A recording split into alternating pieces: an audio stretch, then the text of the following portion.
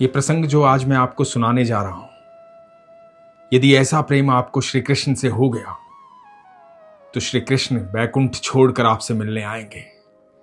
बड़ा ही अद्भुत प्रसंग है, बड़े ध्यान से सुनिएगा। हरे कृष्ण दोस्तों, मैं हूं अनुज शर्मा। ठाकुर जी के एक भक्त हुए कर्मानंद।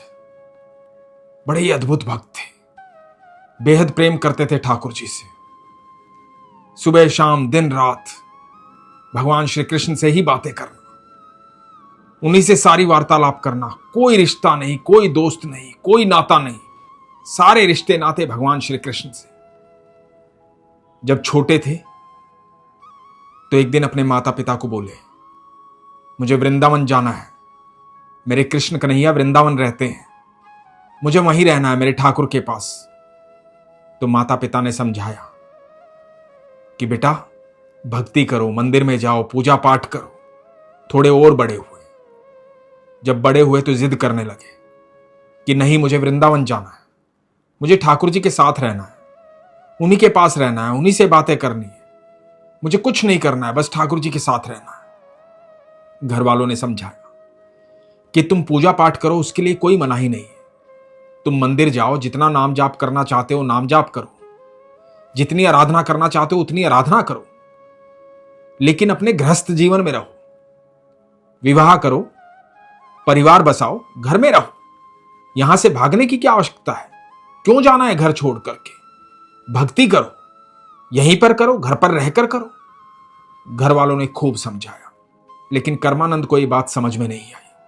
एक रात जब सारे घर वाले सो रहे थे, कर्मानंद उठे, अपना सामान उठाया। सामान में क्या? अपने ठाकुर जी का विग्रह, एक झोला और एक छड़ी। बस ये तीन चीजें लेकर के घर से निकल पड़े वृंदावन की तरफ। नाम जाप करते हुए वृंदावन की तरफ बढ़ते जा रहे थे। पहुंचे वृंदावन। वृंदावन जाकर के कर्मानंद को आनंद आ गया, क्योंकि यहां तो हर कोई बात कर रहा था श्री कृष्ण की। जहां भी आवाज सुनाई दे रही थी, राधे राधे राधे राधे राधे राधे। हर जगह बिहारी जी की बात हो रही थी, हर जगह ठाकुर जी की बात हो रही थी। कर्मानंद को आनंद आ गया। कर्मानंद ने कहा कि ऐसी ही दुनिया तो मैं चाहता था, यही तो मैं चाहता था कि जब भी कोई बात करे तो मेरे ठाकुर की बात करे। जहां भी, जिसके अंदर भी जो कुछ भी भाव हो, मेरे ठाकुर के प्रति भाव हो, ठाकुर जी की बातें करे। कर्मानंद को बड़ा आनंद आने लगा। यमुना महारानी के किनारे बैठ जाते, नाम जाप करते रहते। वृंदावन की हवाई अलग है, ब्रिज में घूमते रहते। कोई कुछ दे देता तो खा लेते, कोई नहीं देता तो कोई बात नहीं। उनका तो पेट भगवान के नाम जाप से ही भर रहा था। उन्हें ना भोजन की आवश्यकता थी, ना किसी और चीज की आवश्यकता थी, ना किसी रिश्ते की आवश्यकता थी, ना किसी नाते की आवश्यकता थी। जो कुछ थे वो श्री कृष्ण थे। श्री कृष्ण का नाम जाप करते हुए, ठाकुर जी को भजते हुए, ठाकुर जी से वार्तालाप करते हुए सारा दिन कट जाता था। कब रात्रि हो जाती थी पता ही नहीं लगता था, कब सुबह हो जाती थी पता ही नहीं लगता था। ऐसे ही दिन कट रहे थे। जिंदगी में समय आगे बढ़ता जा रहा था। कर्मानंद बूढ़े होते जा रहे थे, उम्र बढ़ गई थी। ऐसे ही टहलते टहलते एक दिन वृंदावन से बाहर चले गए, दूर एक गांव में। थकने के कारण एक पेड़ के नीचे बैठ गए। अपनी छड़ी जो है वो छड़ी वहां गाड़ दी। कर्मानंद जी हमेशा क्या करते थे, जब भी रात्रि में सोते थे या दिन में सोते थे, छड़ी वहां पर गाड़ देते थे और छड़ी गाड़ करके उस पर वो झोला लटका देते थे जिसमें ठाकुर जी का विग्रह रखा होता था। और मन में सोच लेते थे कि मैं भी अब सो रहा हूं और ठाकुर जी भी छड़ी पर झूलते झूलते सो जाएंगे। तो आज भी वही किया। कर्मानंद ने वो छड़ी वहां जमीन पर गाड़ दी और झोला लटका दिया, झोले में ठाकुर जी, और कहा कि ठाकुर जी आप भी विश्राम कर लो, ठंडी हवा चल रही है, मैं भी विश्राम कर लेता हूं। और पेड़ के नीचे सो गए। जब कर्मानंद की निंद्रा टूटी तो सूरज ढल चुका था। ये देख करके घबरा गए कि सूरज ढल गया है, वृंदावन से दूर आ गया हूं। जल्दी से झोला उठाया और वृंदावन की तरफ बढ़ लिए। जब वृंदावन पहुंचे तो ध्यान आया कि छड़ी तो उठाकर नहीं लाए हैं, छड़ी तो उस गांव में रह गई है, वहीं पर गड़ी रह गई है। बस ठाकुर जी को ले आया हूं, ये झोला ले आया हूं, मेरी छड़ी वहीं रह गई है। अब क्योंकि बूढ़े हो गए थे, इतनी हिम्मत नहीं थी कि वापस जाएं छड़ी लेने के लिए। बड़े उदास हो गए थे कि छड़ी वहां रह गई है, ठाकुर जी को सुलाऊंगा कैसे, ठाकुर जी झूलेंगे कैसे, झूलेंगे नहीं तो नींद कैसे आएगी। बड़े परेशान हो गए, मन में ठान लिया अब ठाकुर जी नहीं सोएंगे तो मैं कैसे सो सकता हूं, मैं भी बैठा रहूंगा। छड़ी नहीं आएगी तो ठाकुर जी को झुला नहीं पाऊंगा, झुला नहीं पाऊंगा तो ठाकुर जी सोएंगे नहीं, जब ठाकुर जी नहीं सोएंगे तो मैं कैसे सो सकता हूं। बैठ गए वहीं पर अपने ठाकुर जी का विग्रह अपने हाथ में लेकर के। आंखों में अश्रु थे, बड़ी चिंता हो रही थी कि मेरे ठाकुर जी कैसे सोएंगे। फिर अचानक से ठाकुर जी को देखने लगे और ठाकुर जी पर गुस्सा होने लगे। ठाकुर जी को बोले, अरे मैं बूढ़ा हो गया, मुझे ध्यान नहीं रहता, मुझे याद नहीं रहती, मैं जल्दी जल्दी में वहां से आ गया, लेकिन तू तो ध्यान रख सकता था ना, तूने क्यों नहीं याद दिलवाया। अब सारी रात तू भी जाग, मुझे तो तेरे साथ जागना पड़ेगा, लेकिन तुझे भी तो जागना पड़ेगा ना। अरे तू याद तो दिलवा सकता था ना कि छड़ी रह गई है, छड़ी भी ले चलो। तेरी यादाश्त तो ठीक है ना, मेरी यादाश्त कमजोर हो गई है, मुझे नहीं रहता ध्यान, बूढ़ा हो गया हूं, सारी जिंदगी चली गई है। हर बार तो ध्यान रखा, आज पहली बार गलती हुई, पहली बार में नहीं बोल सकता था कि यहां छड़ी रह गई है। और ठाकुर जी को गुस्सा होने लगे, ठाकुर जी को डांटने लगे। इधर बैकुंठ धाम में ठाकुर जी मुस्कुरा रहे थे और राधा रानी ठाकुर जी को देख रही थी। राधा रानी ने ठाकुर जी को पूछा कि क्या बात है कन्हैया, बड़े प्रसन्न दिखाई दे रहे हो, इतने खुश क्यों। ठाकुर जी ने राधा रानी को कहा, राधे, मेरा एक भक्त है कर्मानंद, बड़ा क्रोधित हो रहा है मुझ पर, डांट रहा है मुझे। तो राधा रानी ने कहा, वो क्रोधित हो रहा है लेकिन आप प्रसन्न हो रहे हो, ऐसा क्यों। तो ठाकुर जी ने कहा, बड़ा सच्चा और सरल भक्त है मेरा, दुनिया में जितने भी लोग हैं सब मेरे पास आते हैं अपनी इच्छाएं रखने के लिए। लोग पूजा पाठ करते हैं स्वार्थवश, मुझसे बातें करके जाते हैं तो अपनी इच्छाएं रख के जाते हैं, मुझे अलग अलग तरीके से प्रसन्न करना चाहते हैं। लेकिन कर्मानंद की कोई इच्छा नहीं है, वो मुझे डांट रहा है इसलिए क्योंकि मैं सो नहीं पाऊंगा रात्रि में।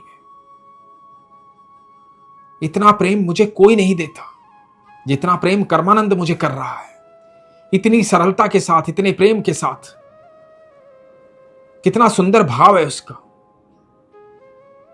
ठाकुर जी ने राधा रानी को कहा कि मुझे एक बार कर्मानंद के पास जाना होगा, थोड़ी देर में आता हूं। राधा रानी मुस्कुराई। जैसे ठाकुर जी निराले वैसे ठाकुर जी के भक्त निराले। अब इधर धरती पर वृंदावन में कर्मानंद गुस्से में लाल पीला हुआ जा रहा है, ठाकुर जी को धमका रहा है, डांट रहा है, गुस्सा कर रहा है। इतना भी नहीं हुआ तुमसे, सारी जिंदगी तुमको ढोया है, आज तुमसे इतना भी नहीं हुआ, छड़ी याद रख लेते। अब जागो तुम भी, मैं भी जाग रहा हूं, दोनों जागेंगे। और ठाकुर जी अवतरित हो गए। सामने ठाकुर जी को देखा, ठाकुर जी मुस्कुरा रहे हैं, मोर पंखधारी, घुंघराले बालों वाले, मोटी आंखों वाले, पीतांबरी पहने हुए, अनंत ब्रह्मांड में सबसे सुंदर, अद्भुत तेज, जिसकी कल्पना भी कोई नहीं कर सकता। और कर्मानंद ने ठाकुर जी को मुस्कुराते हुए देखा, सामने खड़े हुए देखा और चिल्ला पड़े ठाकुर जी पर। ठाकुर जी को बोले, अरे तुम यहां खड़े खड़े मुस्कुरा क्या रहे हो, तुमसे नहीं मिलना था मुझे, क्यों बैकुंठ से चले आए हो। तुमसे इतना भी ध्यान नहीं हुआ कि मुझे छड़ी याद दिलवा देते। कितना परेशान हो गया हूं मैं, बूढ़ा हो गया हूं मैं, नहीं जा सकता अब दोबारा वहां पर। ठाकुर जी को डांटने लगे और ठाकुर जी मुस्कुरा रहे थे।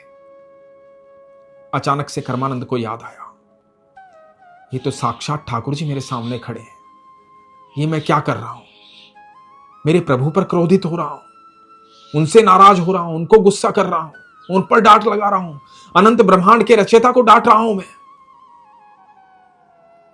जैसे ही यह ध्यान आया, हाथ जोड़कर खड़े हो गए, शरीर कांप रहा था, आंखों से अश्रु बह रहे थे।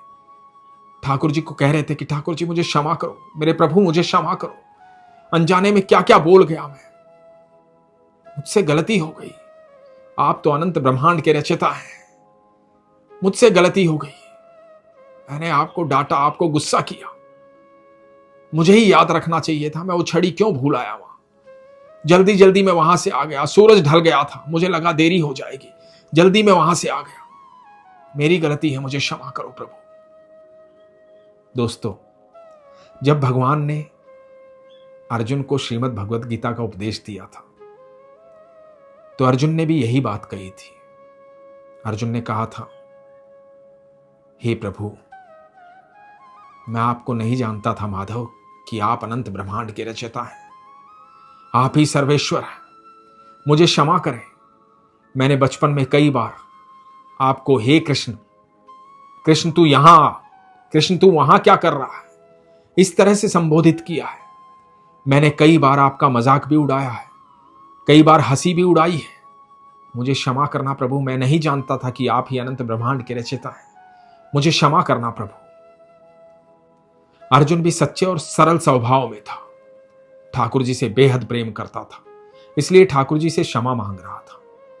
आज कर्मानंद भी वही महसूस कर रहा था, ठाकुर जी से क्षमा मांग रहा था, और ठाकुर जी ने कहा कि नहीं कर्मानंद, तुम डांटो मुझे, तुम क्रोधित हो, मुझे अच्छा लग रहा है, क्योंकि तुम जैसा प्रेम करने वाला विरला ही होता है। तुम्हारा प्रेम मेरे प्रति निस्वार्थ है। लोग मेरे पास स्वार्थ से आते हैं, मुझे पूजते हैं, भजते हैं, लेकिन स्वार्थवश। तुम्हारा कोई स्वार्थ नहीं है। तुम तो मुझे इसलिए गुस्सा हो रहे हो कि वो छड़ी नहीं आई, और वो छड़ी नहीं आई तो तुम मुझे सुलाओगे कैसे? तुम तो मेरे लिए ही मुझ पर क्रोधित हो रहे हो। तुम्हारा डांटना, तुम्हारा क्रोधित होना मुझे अच्छा लग रहा है कर्मानंद। मैं तुमसे बहुत प्रसन्न हूं। मैं चाहता हूं तुम मुझसे कुछ मांग लो। बताओ क्या चाहते हो? तुम मेरे बेहद प्रिय भक्त हो। मैं तुम्हें कुछ देना चाहता हूं, मांग लो क्या मांगना चाहते हो। कर्मानंद की आंखों में अश्रु थे, शरीर कांप रहा था। सामने ठाकुर जी खड़े थे, अनंत ब्रह्मांड का रचयिता सामने खड़ा और कह रहा है कि मैं तुझसे प्रसन्न हूं कर्मानंद, मांग ले जो मांगना चाहता है। और कर्मानंद क्या मांगते हैं? कर्मानंद कहते हैं, प्रभु यदि कुछ देना ही चाहते हो तो बस एक काम कर दो। मैं बूढ़ा हो गया हूं, दिखाई भी कम देता है, रात्रि भी बहुत हो गई है, मैं उस गांव में वो छड़ी लेने जा नहीं सकता। बस जाकर वो छड़ी ले आओ। तुम छड़ी ले आओगे तो मैं तुम्हें सुला दूंगा। ठाकुर जी अंतर ध्यान हुए, छड़ी लेकर आए। जिस प्रकार भक्त की आंखों में अश्रु थे, उस प्रकार ठाकुर जी भी भाव विभोर हो गए थे। श्रीमद् भगवत गीता में भगवान श्री कृष्ण कहते हैं, जैसा तुम मुझे भजोगे वैसा ही मैं तुम्हें भजूंगा।